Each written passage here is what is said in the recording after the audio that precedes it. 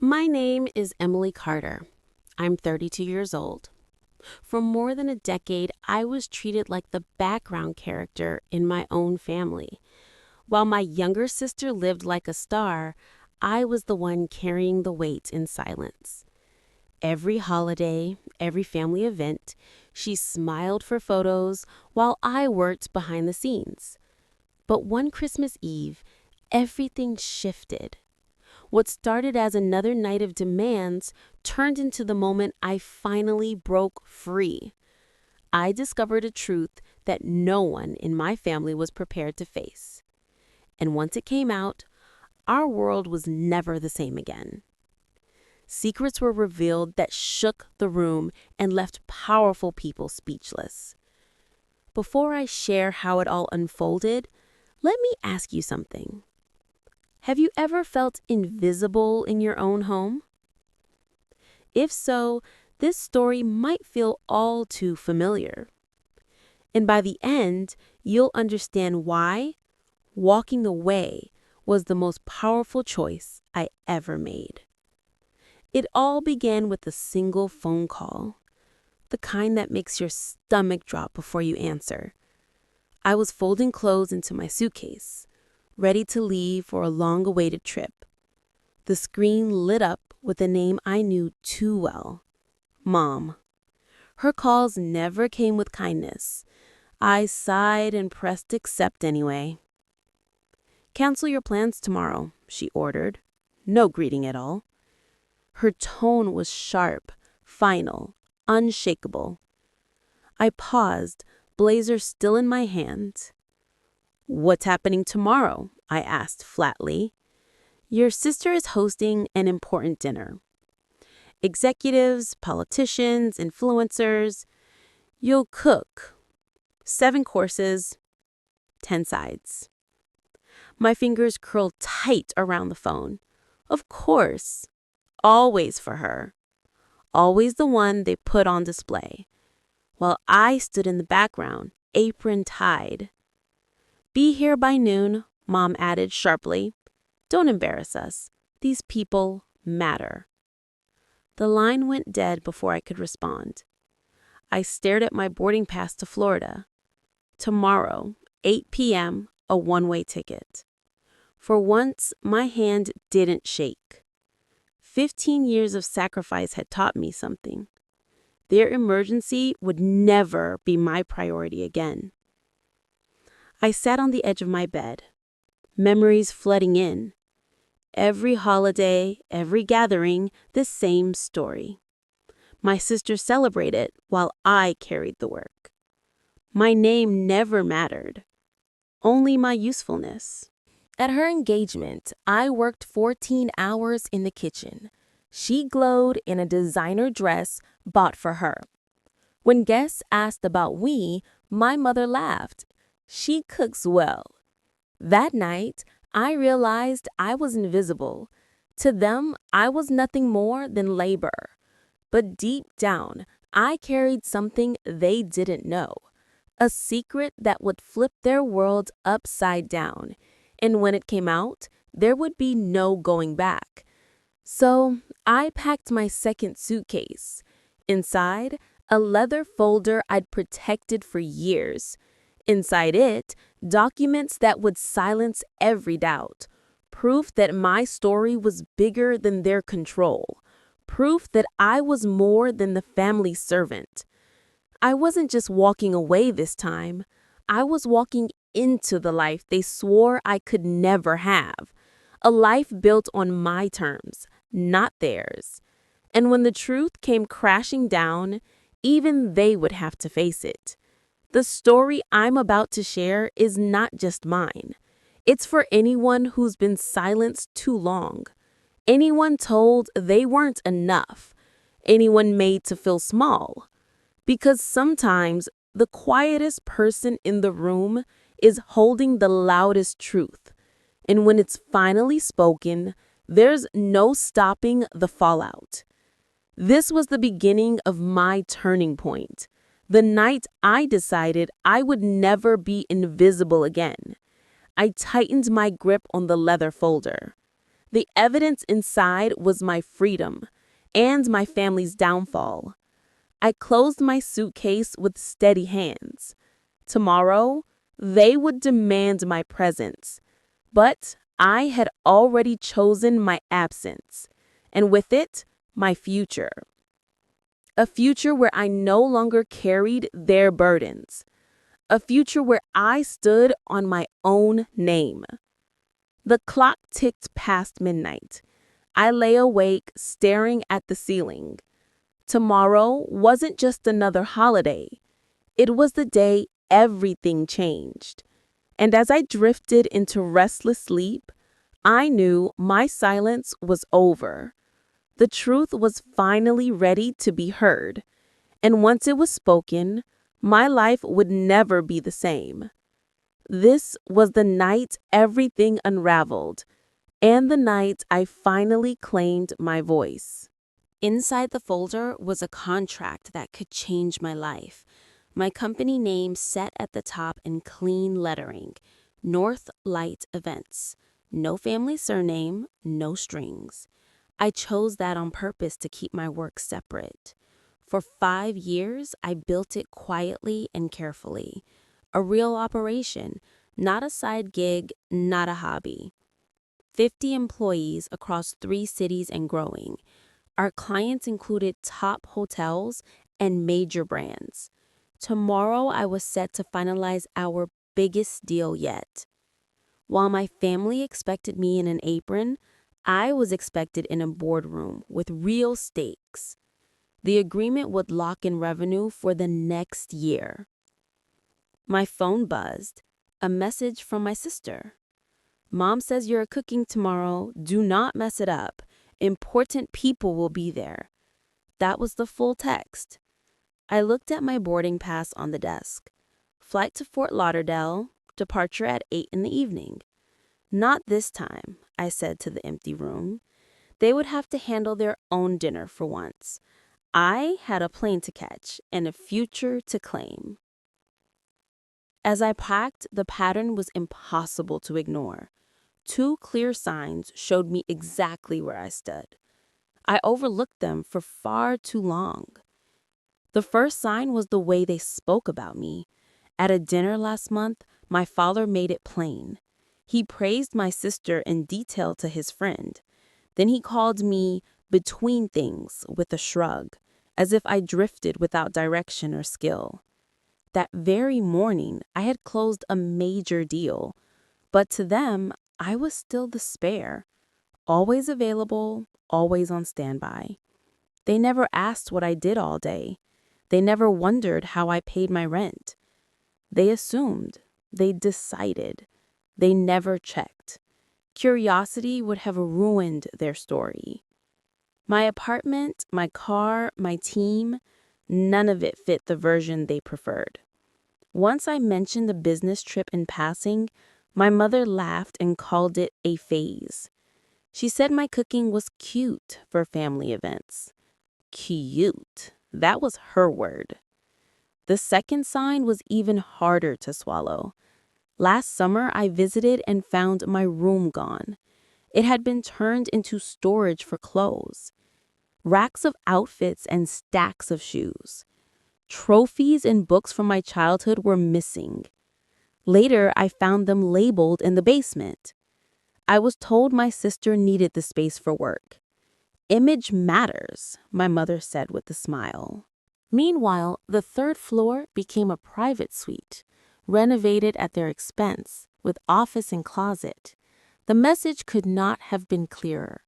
One daughter was an investment. I was not. I closed my suitcase and exhaled slowly. My thoughts flashed to our company party. My team surprised me for our latest win. People who knew my value stood and cheered. The contrast with home was blinding. My phone lit up again with a text from Mom. Do not forget the special oil for the menu. These guests have refined tastes. I almost laughed. I serve leaders every week. They never asked. They never cared to know. The silence from them was not an accident. It protected a story where I stayed small. In 5 years, not one person had asked me straight, "So, Emily, what do you actually do?" They preferred their script. It was easier. I opened my photo roll and scrolled. Me at a gala, shaking hands with the mayor, my crew smiling under a banner that read Opening Day, an article headline about quiet leadership, proof after proof that my work was real. None of it had ever made it to the group chat. Success without their approval felt dangerous to them. The one time I tried to share a win, my mother changed the subject to my sister. She patted my hand and called me helpful. I invested an inheritance into a company. I hired chefs and managers and planners. I built systems that worked without me for days. I looked again at the photos from our launches. There was pride on every face in the frame. We had earned those moments, one event at a time. I glanced at the clock on my nightstand. Soon it would be time to head to the airport. I slid the folder into my carry-on bag. It held the future I chose for myself, not the one they assigned to me. I turned off the lamp and stood in the dark. The room felt calm for the first time. No panic, no guilt, only direction. Tomorrow would not belong to old habits. Tomorrow would belong to choices. I breathed in and let the thoughts settle. I was done auditioning for approval. I was done carrying what was never mine. The path forward was not loud. It was clear, and it was finally mine. I opened my laptop and pulled up our dashboard. Clean charts, steady growth, real numbers. Northlight events built from zero and built to last. No help from home, no borrowed name. It was thriving without their approval or praise, and it did not need either. Projected revenue for tomorrow alone was more than my sister earned in months. They would never know because they never asked. My assistant had texted earlier with news. A major business magazine wanted a profile. They were curious about the build without family money or connections. I smiled at the irony. Without family support did not cover it. It had been resistance dressed as advice. They were not just absent. They were certain that my world began and ended in their kitchen. If you have felt erased in your own home, you already know the rest of this feeling. When your success is ignored, you learn to move in silence and then speak once. That is what I chose next, and it changed everything. Have you ever kept wins to yourself to avoid drama at home? I have. I am listening. Your stories help more than you know. If this speaks to you, stay with me. There was one message that turned the tide. My calendar pinged and snapped me back to now. I had a choice to make and a clock to beat. Serve the old story or show up for my team. It was not a hard decision anymore. The alert was for a strategy session before a meeting that could shift our future. If I said yes to being the helper tomorrow, I would say no to everything I'd built. The hospitality partnership was not just any deal. It was the deal that would change our scale. $2 million in guaranteed bookings across the year, exclusive rights across multiple resorts, and a public partnership with a national brand. It would put Northlight on the map. The meeting was set for the morning after the holiday at 9 sharp with the executive team present. Ava Lynn, the chief executive, had been clear. Her travel window was tight. If we did not sign in person, she would fly overseas and the board would move to their second option. Their second option had been calling my clients already. They wanted this win and they were close. But for me, it was bigger than revenue. 50 people were building lives around this hope. Maya, our head chef, had just made an offer on a home. She sent me a photo of the porch lights. Jordan, in operations, mapped a new route to get his kids into better schools next year. This was our shared leap, not just mine. I pulled up the cash flow and projections. We were solid. This would make us durable. It was the difference between regional and national, between being noticed and being needed. Opportunities like this do not come twice. My phone rang with a number I knew. Our finance lead was checking the plan. He asked if I would be at the resort tomorrow evening for a pre-meeting dinner with the partner team. I will be there, I said, without hesitation. Bags packed, folder ready. Good, he said. Ava mentioned she's eager to meet the founder who built this from scratch. She respects leaders who rise without a safety net. I thanked him and ended the call. The screen lit again with a new email. The subject line from my mother read, "Urgent menu." My stomach tightened as I opened it. 7 courses, 10 sides, notes and pairings, every garnish and plate specified in detail. Use the crystal, use the silver, no mistakes. She wrote, "These are important guests, Emily. One of them is an executive from a major hotel group. She could be very helpful for your sister." I froze at the next line with the attachment. There on the guest list was a familiar name. Ava Lynn, Chief Executive, Harbor Stone Hospitality. My pulse kicked up as I processed it.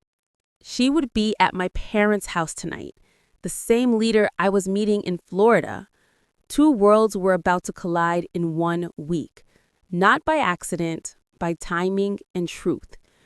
I stared at the invite and breathed out. This changed my next move completely. If I stepped into their kitchen, I risked everything. If I honored my plan, I could secure our future. I closed the email and steadied my hands. The choice was clear, even if it hurt. I would not return to the role they wrote for me. Not tonight, not tomorrow, not again. I picked up my carry-on and the folder, then I headed for the door and the life I chose. And that was the moment the lines finally crossed. She would be at my parents' house that night, and everyone expected the quiet daughter to serve. The same daughter they called unemployed. Another text from my sister flashed on the screen. "Big hotel executive coming tonight. She is huge. I want to picture my services. Do not ruin this. And please do not bring your amateur cooking." Amateur? Last month, our team ran her retreat for hundreds. We executed end to end without a hitch. She had not met me yet, by design. That introduction was set for tomorrow. I sat on the edge of my bed and exhaled. The weight of the decision pressed down. Stay and play the part, or go and lead. Serve a room that misread me, or secure our future. Either way, there would be fallout. But only one path honored the work. My phone buzzed with the ride reminder. Pickup for the airport set for the evening. The timeline was locked. So was my choice. I glanced at the menu, then at the contract, then at the ticket that would take me forward. Clarity settled in. I would not bend. I picked up my phone and called my mother. She answered fast, as if she had been waiting. Her first words were a warning. She told me not to make a scene. I spoke calmly. "I cannot do it." Silence stretched for a beat. Then her tone turned sharp and cold. "What do you mean you cannot?" "I have a business trip. I am flying out tonight." She snapped back that I was being absurd. She demanded to know what business. I said I had an important meeting, and she laughed. She called me selfish and said my sister needed this. I reminded her my sister could hire a team. She asked if you knew how expensive that was. The irony stung. I knew better than anyone. She raised her voice. "Family comes first. Are you too selfish to see that?" I answered softly. "Family comes first only when you need something from me." She erupted. "How dare you? When is the last time you asked about my life?" She claimed they knew I was between jobs in a tiny place. I said I was a chief executive. She laughed again and asked, "Of what?" I told her I had 50 employees. She called it fantasy and said my sister needed this. Then came the line, "You owe us." I repeated it back and let it hang. "You raised me and kept me while I worked like staff." She said I was dramatic and asked my plans for the night. "Sit alone on the holiday?" she asked. I looked at my ticket. My flight was at 8. "Cancel it," she said. I said no. "If you leave, do not come back," she warned. That threat had kept me in place for years. This time, it did not land. "Then I guess this is goodbye," I said. She said I could not be serious. I told her I was done being the helper, done being visible only when needed. She began another word. I ended the call. My hands shook, not from fear, from relief. For the first time in years, I felt free. Messages poured in from my sister. "What did you do? Mom is telling everyone." She said I had lost my mind. I replied that I had a business meeting. She told me to stop lying. I said I was telling the truth. She dragged up the fight about my old room. I reminded her it became a closet long ago. This was not about that. This was my career. She asked what career and said I cook sometimes. I told her I own an events company. She scoffed and said, "Sure you do." Her tone dripped with contempt. She paused as if considering a favor, then offered to pay if I showed up. She said it would make Mom calm down. I stared at the screen and shook my head. They would solve this without me. My flight and my future were set. I powered my phone down to finish packing. For once, the silence felt kind. Then I turned it back on to make one point clear. The ring rang, and my sister answered in a rush. She said I was ruining the night. I told her I was choosing the morning after. She asked what that even meant. I said it meant I was showing up for my team. She called it a fantasy again. I said it was a company and a contract. She replied with the flat, "Sure you do." I heard the condescension in every word. Then came her offer with a sigh. She said, "Look, I will pay you to handle tonight." She said, "Come cook. How about $200? I almost laughed at the number. My personal day rate was $5,000. She would never believe it anyway. "This is not negotiable, Sarah. I am not coming." "Mom will disown you," she warned. "That is her choice." "You are really going to ruin the holiday and ruin my chance to network? A senior hotel executive will be there," she snapped. "Then hire a caterer," I said. "On the eve of the holiday? Are you kidding?" I walked to the counter and picked up a notepad. I had written 3 emergency vendors earlier, firms that handle last-minute events, each with a 24-hour hotline. It was more help than they deserved, but I was not heartless. I said I left numbers on my counter. She said she would not drive across town for a note. "Then search emergency catering services." "You are being selfish," she replied. "I am being professional. My work requires travel." "What work?" she shouted. "Stop pretending to be something you are not." A ride alert appeared on my screen. "Driver arriving in 2 hours." "I have to go, Sarah," I said. "If you do this, you are dead to us," she said. "I am already invisible to you. What is the difference?" I ended the call and powered down my phone. Silence filled the room like air. On the counter, I placed the vendor list. Right beside it, I set one more card. It read, "Emili Carter, Chief Executive, North Light Events," printed clean and simple. I doubted they would ever see it, but I knew I had offered help and a boundary. For the first time, I chose myself. Hours later, the plane lifted from the runway. 8:07 in the evening. I exhaled and let the city fall away. Lights blurred below like distant constellations. Somewhere beneath them, my mother was dialing relatives, telling a story where I was ungrateful. I opened my laptop and checked the agreement. Clause 15.3 stood out. Founder presence required for strategy, a condition insisted on by the partner. Hands-on leadership or no deal. My inbox showed a stream of confirmations. The schedule for tomorrow was locked. Pre-meeting dinner in the evening. Formal review at 9. Contract signing to follow pending board approval. A new message sat at the top from Ava Lynn. She wrote, "Looking forward to meeting in person. I have watched Northlight grow for 2 years. Your team has a strong reputation." I let the words settle. My work spoke. If only they knew the contrast. Back home, I was expected to serve dinner. Here, I was expected to lead a partnership. Another message arrived from my assistant. A business magazine asked about my background. They wanted the built from scratch angle. I asked about the publish date. It would go live the night after the holiday. Perfect timing, I replied. By the time any gossip reached home, the facts would be public.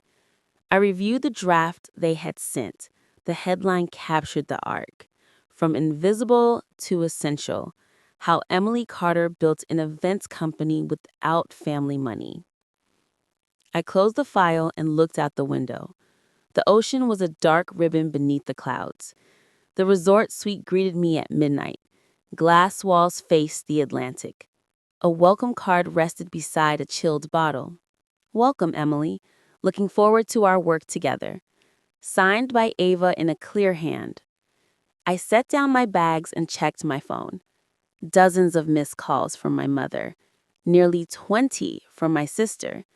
Even a few from relatives who never call. I muted the screen and let the quiet return. Then I opened my notes for the dinner. Talking points, timelines, contingencies. Everything in order for tomorrow night. I reviewed the proposal one last time. Clarity on scope. Clarity on values.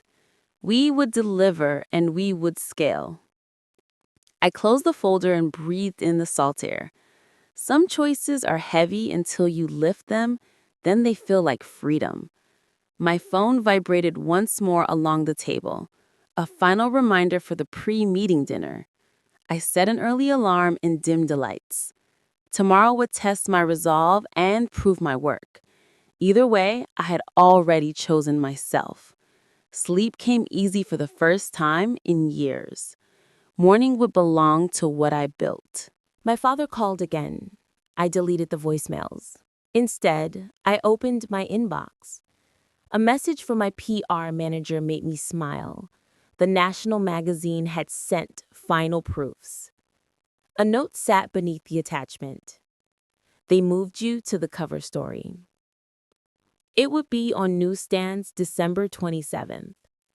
The cover showed a portrait that felt true, professional, steady, present. Not the invisible daughter they remembered. Inside, the story traced the long road, how I started with 5,000 saved from shifts, how I grew without investors, how I chose not to trade on a last name, how the work had to stand on its own. Another email arrived and caught my eye. It was from Ava herself. "Emili, I will arrive late to the dinner tomorrow. I am coming straight from a social event in Connecticut. Hope that is all right." Connecticut, of course. She was likely at my parents' house then, wondering where the grand meal was. A text from my assistant chimed in. The reporter asked if you will discuss family reaction. Do you want to include a comment? I thought for a moment, then typed back. Tell them my family will learn with everyone else when the issue hits the stands. Cold, she replied. Effective. I stood at the window and watched the waves. In 12 hours, I would sign the deal. In 36, my face would be on the cover. Sometimes the best answer is success, the kind no one saw coming. While I slept in the quiet suite, chaos gathered back in Connecticut. Morning texts tell me everything. By 6 in the evening, they realized I was not coming. The kitchen stayed spotless and empty. Only basic groceries in the fridge. 25 guests due within an hour. My sister wrote, "Mama's calling every restaurant. Everything is closed. How could you do this?" At 6:45, my father texted, "Please reconsider. Your mother is not taking this well." At 7 on the dot, the guests arrived. Investors, media, a few local officials, and most notably, Ava Lynn, chief executive. They expected a lavish holiday dinner, the one my mother had praised for weeks. At 7:23, my sister wrote, "We are ordering delivery. I am serious. Do you understand what you did?" At 7:47, she added, "Mom is telling people you are unreliable. She says it has always been this way." At 8:15, the delivery arrived. Boxes stacked on the crystal platters. The same dishes saved for show, now holding slices and napkins. More texts followed in quick bursts. "Ava looks disappointed.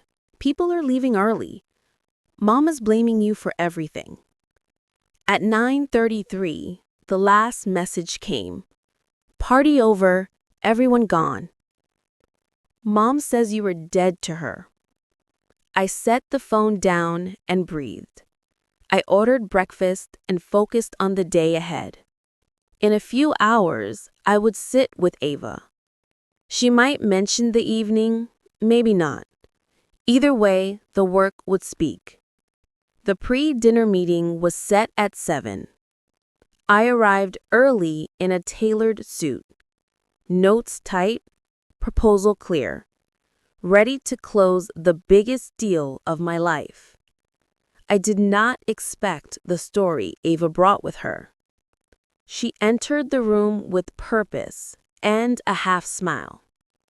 "Emily," she said warmly, "it is good to finally meet you in person." We shook hands and took our seats. Her team opened their folders in unison. "Before we begin," she added, "I had quite an evening." She paused as the room settled. "I attended a holiday gathering in Connecticut first. Then, I came straight here." The table went quiet as she glanced at me. Her expression was neutral but curious. I waited without filling the silence. She continued with a measured tone. "The event was not what guests expected. It reminded me how much execution matters." Then she smiled slightly. "Let us talk about how your team delivers." The agenda was back on track. I opened the deck and began the walkthrough. Timelines, staffing, redundancies. Quality controls at every step. We covered logistics and contingency plans. And Ava nodded as each answer met the mark. She looked composed, though clearly tired. "I have to apologize for being late. I just flew in from the most unusual holiday party in Connecticut." My pulse stayed steady. I had prepared for this moment. I asked what happened. "You will not believe it," she said, sitting and shaking her head. "It was billed as an elegant dinner. The hostess, Margaret, promised a lavish meal prepared by her daughter. Funny coincidence," she added. "The family kept mentioning their talented cook." I nodded and let her continue. "We arrived to chaos. No food prepared, an empty kitchen, frantic calls, and then a last-minute delivery order for a room full of executives." "That must have been uncomfortable," I said. "It was worse," she replied. The hostess spent the entire evening insulting her elder daughter. Unreliable, unstable, a disappointment to the family. supposedly the one who would cook, then simply vanished. Ava set her phone on the table and showed a photo someone had taken. The hostess looked flushed and flustered. Pizza boxes stacked on a polished table. The younger sister tried to save the night, but it was already gone. She even pitched me services while balancing paper plates on fine china. "Did you stay long?" I asked. About 20 minutes after the delivery arrived. Excuses filled the room, but no one actually hosted. Ava searched for a word and found it. Unprofessional. She said the hostess claimed the daughter could not hold a real job and just cooked for them. My hands stayed steady on the portfolio. "That is awful," I said. "I cannot imagine speaking about family like that." Ava opened her menu and exhaled. "Let us move to something better. Your company." We pivoted to the work. If you have waited for truth to collide with consequence, this is that turn. But first, a question. In my place, would you reveal everything now or wait for the perfect moment?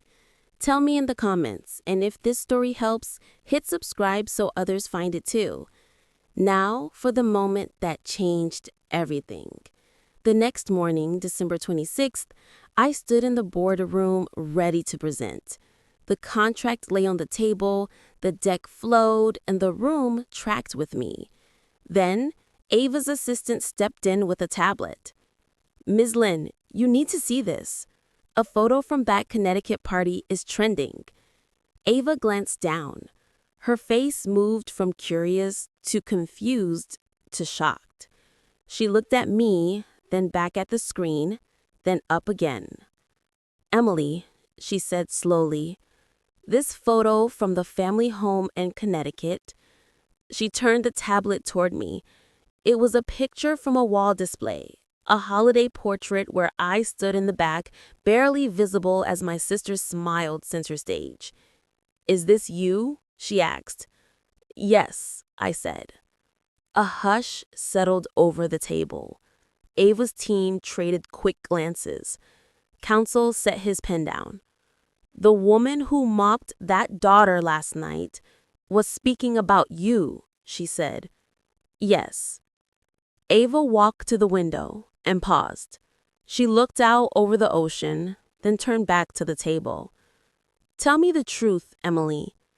Did you abandon a family dinner to be here today?" I held her gaze. "I made a choice. To face me. You were supposed to cook that dinner, the one that collapsed into a pizza fiasco." "I was, but I chose to be here instead. I chose my company over being treated like unpaid staff." Ava pulled up something else on her phone. "Your mother told people you were jobless, a failure who only knew how to cook. She has no idea about Northlight events. Your own mother doesn't know you're a CEO? She never cared to ask."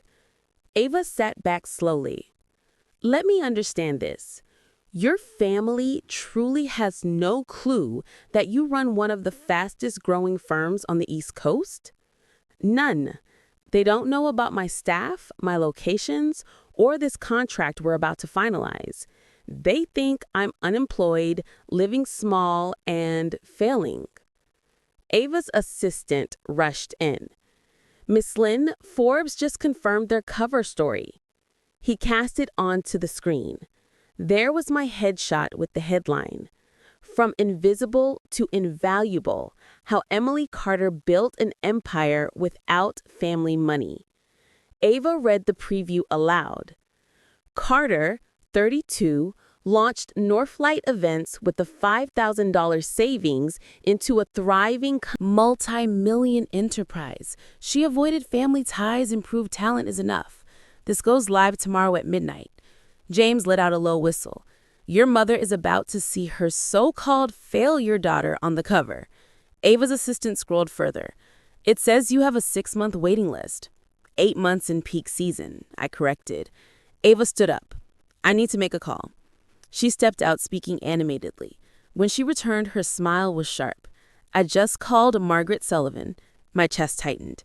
You what? I told her last night was unacceptable and I'd move my business elsewhere. She begged me not to, said it was all her older daughter's fault. Ava continued.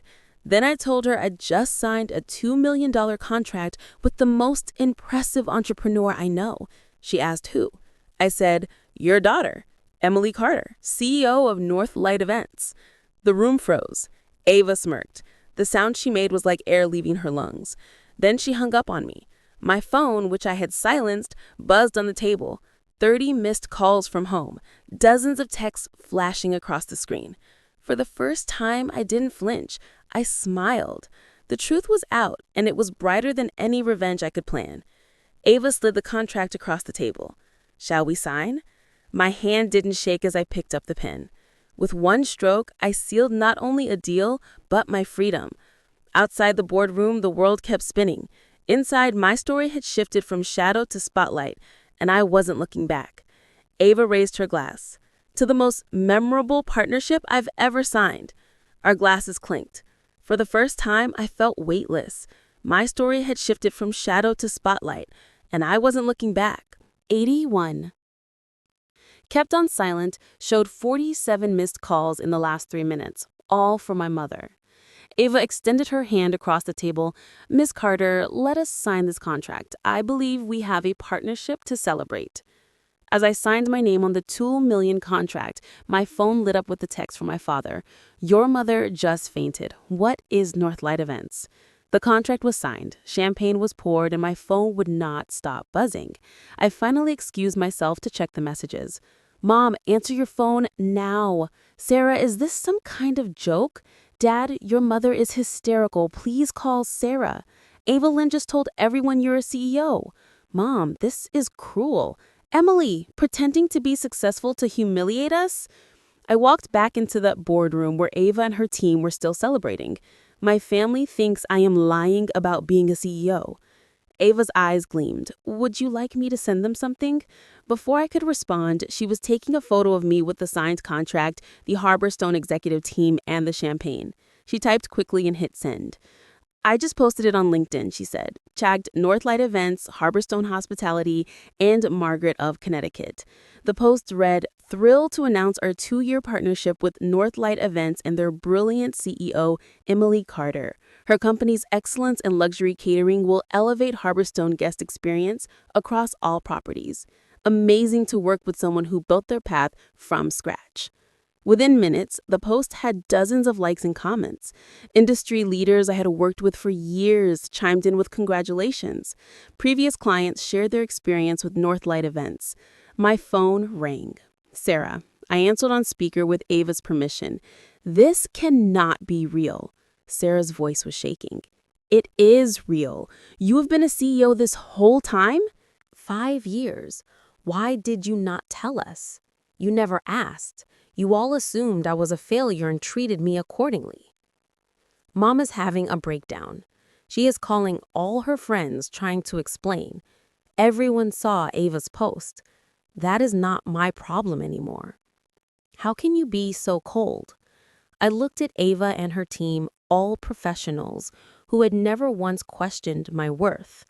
I am not cold, Sarah. I am done. I am done being invisible until you need a cook. I am done being the family disappointment. I am done pretending to be less than I am to make you comfortable. But we are family. Family does not treat each other like staff. Call me when you are ready to meet Emili Carter, the CEO, not Emily, the cook. I hung up. Ava raised her champagne glass to boundaries. We all toasted, and for the first time in my life, I felt truly seen. That evening, I finally called my mother back. She answered before the first ring finished. How could you do this to us? She was crying. Actually crying. Do what exactly? Humiliate us. Ava Lynn told everyone at the club about your company. People are calling asking why we did not know our own daughter was successful. You never asked about my life. Mom, we asked. We knew you cooked sometimes. You assumed I was a failure. For 5 years, you introduced me as unemployed. You never once asked about my work, my apartment, my life. You should have told us. I tried. Remember 3 years ago when I mentioned landing a big client? You immediately started talking about Sarah's PR campaign for an energy drink. You literally said, "That is nice, dear, but Sarah's work is really taking off." Silence. I left emergency vendor numbers on my counter. I continued calmly. You could have saved the party. We don't have keys to your apartment. You have never asked to visit my apartment. You don't even know where it is. I live. That is not the point, Mom. I employ 50 people. I run 3 locations. I have been featured in multiple publications. I was nominated for a National Culinary Award. And you thought I was unemployed because that was easier than actually seeing me. We are your family. My family wanted a servant. My company needs a CEO. I chose my company. This is spite. No, Mom, this is self-respect. I had built something real and I did it without any of you. Not your money, not your connections, not even your belief in me. What do you want from us? Nothing anymore. That is the point. For the first time in my life, I need absolutely nothing from you. Emily, the magazine article comes out at midnight. You might want to prepare yourself. It details exactly how I built my company without family support. You told the magazine about us? I told my truth. If that embarrasses you, maybe you should think about why. I heard my father's voice in the background. Margaret, maybe we should listen. I am done listening, my mother snapped. Then to me, you destroyed this family. No, Mom, I finally built my own life. Call me when you are ready to be part of it, as equals, not master and servant. I hung up gently, feeling lighter than I had in years. The social consequences came fast and loud, but not for me. Within 48 hours of Ava's LinkedIn post, my family's carefully curated image had cracked. The club gossip mills working overtime, and Sarah's panicked text told the story. Harborstone just canceled our PR contract. Ava Lynn said they do not work with people who lack integrity at home. That was a $500,000 annual loss for her firm. Mom got removed from the charity board. They said it was unrelated, but everyone knew. Dad's golf buddies kept asking how he did not know his own daughter was running a multi-million-dollar company. The magazine feature went viral in our Connecticut circle. The line built without a dollar of family money was damning enough. But the quote that really stung sat in paragraph 3. My family assumed I was unemployed. It was easier to build an empire in silence than to fight their assumptions. My father finally called me directly, something he had not done in years. Emily, I need to say something. I waited. I knew you were doing something with catering. I saw a business registration years ago when mail got mixed up, but your mother was so certain about who you were supposed to be. I should have spoken up. I am ashamed. It was the most honest thing he had said to me in 15 years. Why did you not? I asked. Because it was easier to let her story stand than to fight it. I see now that made me complicit. Your success is remarkable, and we missed it because we were not looking. Dad, your mother lost 3 charity positions. Sarah's firm is hemorrhaging clients. Everyone wants to know how we could treat our successful daughter like staff while praising Sarah for average PR work. I never wanted to hurt anyone. You did not hurt us, Dad. We hurt ourselves.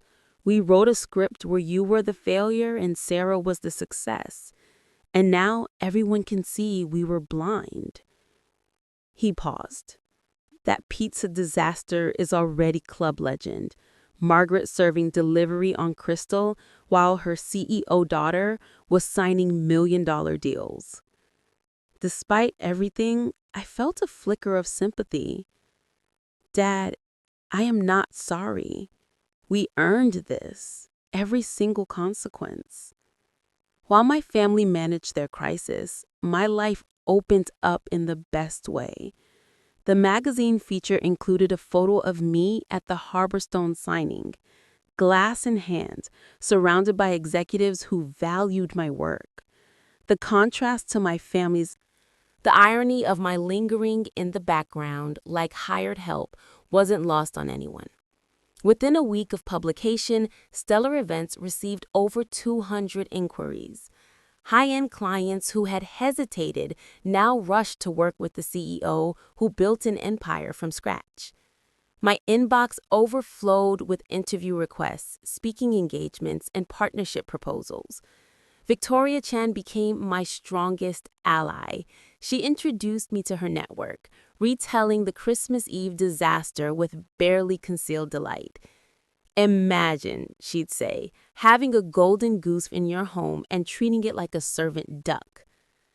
3 contracts emerged from those introductions alone, worth $10 million combined. I hired 20 new employees to manage the growth, promoting Maria to executive chef and James to COO. During an expansion meeting, Maria said something that stayed with me. "You know what I love about this company? You built it for people who were overlooked. Half of us were told we'd never amount to anything." She was right. I had surrounded myself with people like me, talented yet dismissed, overlooked, underestimated. My assistant forwarded a text from a reporter. "Your story is everywhere. Food Network wants a documentary." Working titled "Invisible to Invaluable: The Lily Sullivan Story." But the best moment came with an invitation to speak at Cornell School of Hotel Administration, my dream school, the one my parents called too ambitious for me. Topic: building success without permission, creating your own path in hospitality. As I reviewed my notes, my phone buzzed with a text from my mother. "We need to talk, please." I stared at it, then archived the message and returned to planning my future. Success, I learned, was the best answer to disrespect. But boundaries, those were the greatest gift I could give myself. 3 months later, I agreed to meet my family at a neutral restaurant in Manhattan, my territory. They looked different, smaller somehow. My mother had lost her imperious edge, sour her smugness, and my father seemed older than before. Before anyone spoke, I placed a sheet of paper on the table. "These are my terms. 1. Equal respect or no contact. 2. No more servant treatment ever. 3. Public acknowledgement of my work. 4. Genuine apology, not empty words. 5. Therapy, both family and personal. This is non-negotiable. I will be your daughter, not your servant. Your sister, not your staff." My mother's eyes welled with tears. "Lily, we've lost everything." "That is not my burden anymore," I said. My father leaned forward. "We are not here to blame you. We are here to ask for another chance." Sarah finally admitted, "I was jealous. Mom made me feel special by making you small. I see how sick that was. I go to therapy now. The therapist says, we created a family system where someone had to carry the blame so everyone else could feel successful. You were given that role before you even had a choice. My mother whispered, "I'm sorry, not just for Christmas Eve, but for years of turning you into the family scapegoat. I made you small because I couldn't bear the thought that you might be greater than the future I planned for you." I looked at each of them in silence. "I'll think about it, but know this clearly. I am not returning to the same family." The therapist says we created a family system where someone had to carry the blame so everyone else could feel successful. You were given that role before you even had a choice. My mother reached across the table but stopped short. "I'm sorry, not just for Christmas Eve, but for years of turning you into the family scapegoat. I made you small because I couldn't bear the thought that you might be greater than the future I planned for you." I looked at each of them in silence. "I'll think about it, but know this clearly. I am not returning to the same family." If we rebuild, it's as equals. They nodded. And Mom, you're paying full price if you ever want Stellar Events to cater anything. For the first time in months, she actually smiled. Fair. 6 months later, I hosted my first family dinner in my actual apartment, the 2-bedroom condo with a view of Central Park that they'd never known existed. My team from Stellar Events catered it because I no longer cooked for family gatherings. That was a boundary I'd never cross again. As my parents and Sarah sat at my dining table being served by my employees, who called me boss, the role reversal wasn't lost on anyone. But this wasn't about revenge. It was about truth. "I want to be clear about something," I said, raising my glass of wine. "Success doesn't need permission. Self-worth doesn't require validation. And respect is non-negotiable." My mother nodded. She'd been in therapy for 4 months and had publicly apologized at the country club, admitting she'd been blind to my success. It didn't repair her reputation, but it began to repair our relationship. Sarah's PR firm had pivoted, and she'd asked professionally, humbly, if Stellar Events might consider her for our PR needs. I told her to submit a proposal like everyone else. She did, and it was good. We were considering it. My father had become my unexpected ally, finally finding his voice after years of silence. He now introduced me as my daughter, the CEO, with genuine pride. But the biggest change was in me. I no longer hid my success or dimmed my light to make others comfortable. My company had grown to 100 employees with locations in 5 cities. The Food Network documentary had aired to critical acclaim. And every single morning, I looked in the mirror and reminded myself, I'm Lily Sullivan, CEO of Stellar Events, not the family servant. Never again. Your value doesn't decrease based on someone's inability to see your worth. Remember that. Thank you for joining me on this journey from invisible to invaluable. If my story resonated with you, I'd love to hear about a time when you had to choose yourself over family expectations. Drop a comment below. Your story might be exactly what someone else needs to hear today. If you believe everyone deserves respect, regardless of their role, please share this video with someone who needs to hear it. Subscribe for more stories about people who refuse to stay small. Remember, you're not obligated to set yourself on fire to keep others warm. Until next time, this is Lily reminding you to know your worth and then add text.